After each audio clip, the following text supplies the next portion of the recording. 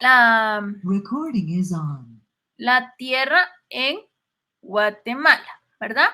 Cuando hablamos de la tierra en Guatemala, nos referimos a la capacidad que va a tener y la cantidad de tierra que tenemos en Guatemala. Como indicaban acá, ¿verdad?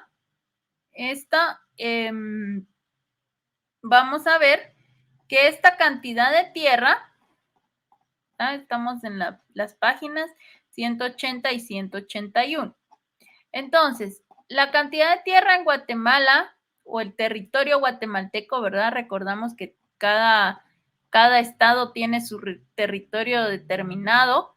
Entonces, vamos a ver que en el caso de Guatemala cuenta con un territorio pequeño realmente, ¿verdad? O a nivel mundial podríamos decir que es un país pequeño, donde la extensión territorial de Guatemala es de 108.889 kilómetros cuadrados.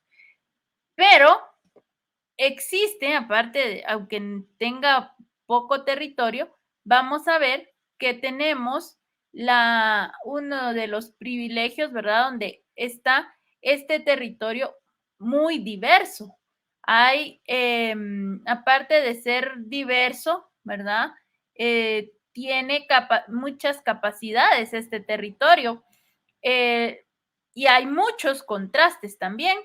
Y estos contrastes son por la altitud que hay, ¿verdad? Los diferentes climas que tenemos, y eso nos permite también, le da otras capacidades a la tierra. Esto lo hace un país muy diverso con un enorme potencial económico, el cual descansa en la diversidad de recursos naturales que hay en Guatemala. Así que es un país, ¿verdad?, rico en recursos naturales, y recordemos que es conocido como Guatemala, el país de la eterna primavera. Tenemos variedad de frutas, variedad de fauna, de flora, ¿verdad? De árboles maderables, árboles frutales, de todo esto, ¿verdad? Entonces, una diversidad de recursos naturales. Asimismo, el capital natural de Guatemala está compuesto en su mayor parte por los recursos forestales, con el 67%, o sea, más que todo, la capacidad de la tierra en Guatemala es para la forestación, o sea, para los bosques, para los árboles, ¿verdad? El 28% del capital natural del país. Entonces, vamos a ver esto. También nos quiere decir que Guatemala tiene vocación agrícola de un 37% y vocación forestal, o sea, para bosques, para árboles, del 67%. Así es como está la tierra en Guatemala. También podemos ver, ¿no?, que existe el INAV. Cuando hablamos del INAV, van a ver varias veces o escuchar del INAV, es el Instituto Nacional de Bosques. En Guatemala, así se llama, ¿verdad? Por las siglas, INAV. Este INAV dice que publicó un documento donde está la metodología de clasificación de tierras por capacidad de uso y aplicada por ellos. O sea, para qué se utiliza la tierra en Guatemala y cuál es la capacidad que tiene esa tierra de usarse. Y esto lo coloca en varias categorías. Y en estas categorías, ¿verdad? Agricultura sin limitaciones, que va a incluir las áreas aptas para cultivos agrícolas. Cuando hablamos de agricultura, ¿verdad? O para agrícola, es que va a ser para sembrar frutas, verduras. Estas es para cultivos agrícolas de monocultivo también. Ustedes han visto o han viajado, ¿verdad? Por ejemplo, en Mazate, en Escuintla, en Reu, ¿verdad? Estos departamentos, ahí hay monocultivos. El monocultivo que hay es la caña de azúcar, y vemos grandes extensiones de terreno formadas solo por esto. si vamos por el otro lado, por ejemplo, por Tecumumán, que ya es frontera con México, vamos al puerto de Ocos, ahí está la fábrica de aceite Olmeca, ¿verdad? Entonces ahí está también el monocultivo de la palma africana, donde sacan el aceite y todo esto. Luego también del otro lado podemos ver las bananeras, ¿verdad? Y son extensiones grandísimas de tierra cultivadas solo por banano, ¿verdad? Entonces, aparte ya en otros terrenos que hay más variedad de árboles frutales, pero entonces sale por esto de la agricultura sin limitaciones. Hay agricultura con mejoras también, como áreas con limitaciones por diferentes factores en los suelos.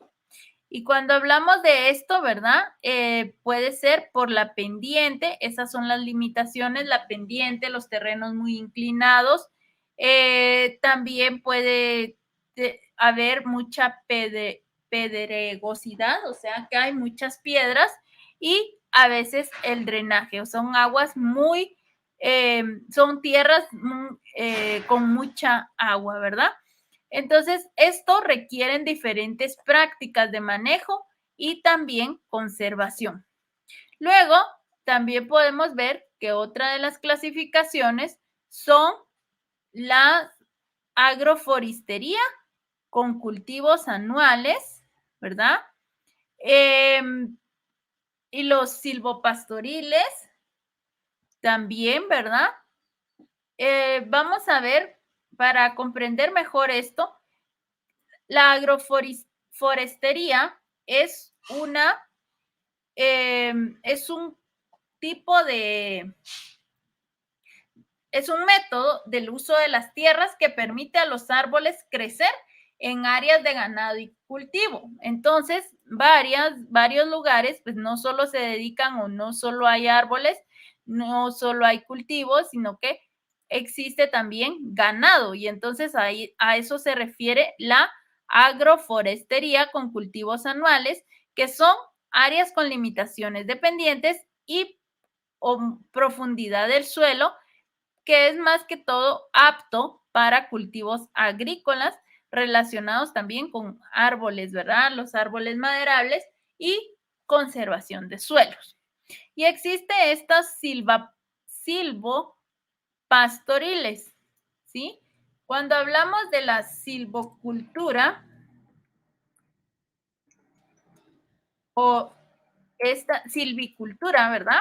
Pero es el término que se designa al conjunto de actividades o labores que se aplican a una masa forestal para lograr el establecimiento, el crecimiento, el desarrollo, cosecha y recuperación. Entonces, en sí, la silvicultura viene de selva o de bosque y cultivo.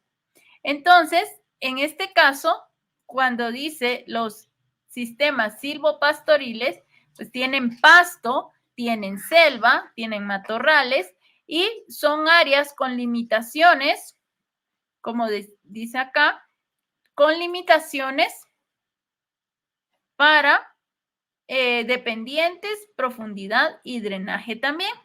Y esto, como les decía, se refiere a los cultivos em, a los pastos naturales o cultivados con especies arbóreas, o sea, con árboles. Y también está la agroforestería, que habíamos dicho que era un método, ¿verdad? Un método del uso de las tierras que permite a los árboles crecer en áreas de ganado y cultivos. Si gustan, se los voy a escribir acá para que ustedes lo tengan y sepan qué es esta agroforestería. Entonces, voy a escribírselos para que lo puedan escribir también en su libro o en su cuaderno, que es un método, como les digo, del uso de la tierra que permiten a los árboles crecer en áreas donde hay cultivos y hay también cultivos y hay ganado.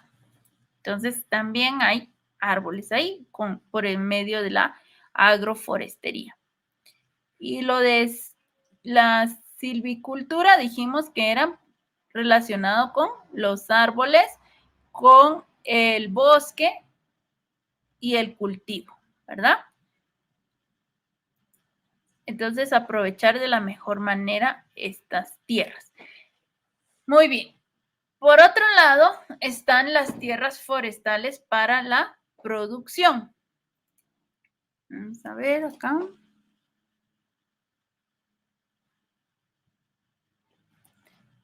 Muy bien. Cuando hablamos de estas tierras forestales para la producción, son las áreas con limitaciones para usos agropecuarios. Cuando hablamos de agropecuario, pues también vemos la agricultura y la ganadería. A eso se refiere el término agropecuario. Y está apta para el manejo forestal sostenible del bosque nativo o plantaciones con fines de aprovechamiento, para aprovechar esos bosques.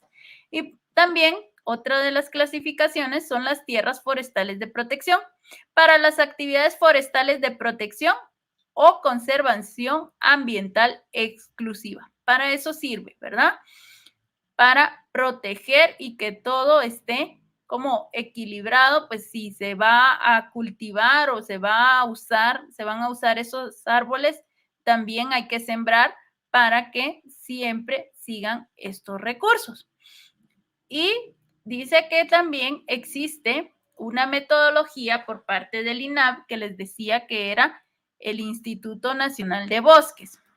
O sea, en Guatemala, el Instituto de Bosques se llama INAH, ¿verdad? O más conocido como INAH por sus siglas, Instituto Nacional de Bosques.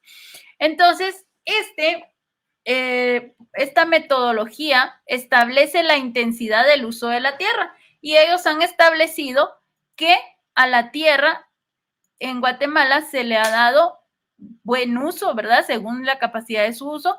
En otros lados existe el sobreuso, o sea que se está usando a una intensidad que rebasa la capacidad del uso y también se va a ver que puede haber subuso en otros lugares. Entonces, subuso es que se está usando menos de la capacidad que tiene la Tierra.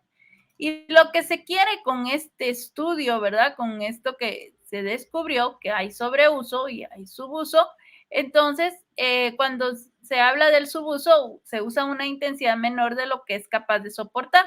Lo que se quiere es reducir, entonces, ya que se sabe esto, reducir la presión de las tierras sobreutilizadas a través de técnicas más eficientes y mantener el nivel de intensidad de las equilibradas. Entonces, las que están bien utilizadas, que se sigan usando así, las que están subutilizadas, que se usen mejor, y las que están sobreutilizadas, pues que se vayan a utilizar de una manera más eficiente, ¿verdad? Por medio de técnicas. También habla sobre esto que existen los incentivos forestales, ¿verdad? Y en estos incentivos forestales, cuando hablamos de un incentivo, es algo que nos van a dar o que nos va a beneficiar o nos va a ayudar y a motivarnos, ¿verdad? Entonces, en este caso, existen incentivos forestales en Guatemala, porque ya vimos que las tierras en Guatemala se usan para la forestación, o sea, se deberían usar para eso porque tiene la vocación, o sea, la capacidad de las tierras guatemaltecas son forestales, no tanto agrícolas, de la agrícola solo es el 37%, pero más la capacidad que tiene es forestal. Entonces, esos incentivos van a ser programas que se dan, por ejemplo, para que las personas que tienen pequeñas extensiones de tierra puedan forestar ese lugar, ¿verdad? Esta tierra que puedan sembrar árboles y esté ya todo forestado. En sí, un incentivo, ¿verdad? Son un pago que van a realizar por medio del desarrollo de proyectos, por medio del gobierno para el manejo de bosques por parte del Estado a los propietarios de la tierra. Entonces, son incentivos, es dinero que les dan para que tengan esa mínima cantidad de tierras de, por ejemplo, de 3 hectáreas. Una hectárea son 10,000 metros cuadrados, o sea, un hectómetro cuadrado, y cada hectómetro son 100 metros, ¿verdad? Entonces, eso sería. Muy bien, chicos, entonces así es como estarían estos programas de incentivos. Hay dos, el PINFOR y el PINPEP. El PINFOR es el programa de incentivos forestales y el programa de incentivos forestales para poseedores de pequeñas extensiones de tierra de vocación forestal o agroforestal es el PINPEP. Y esos serían los incentivos que se están manejando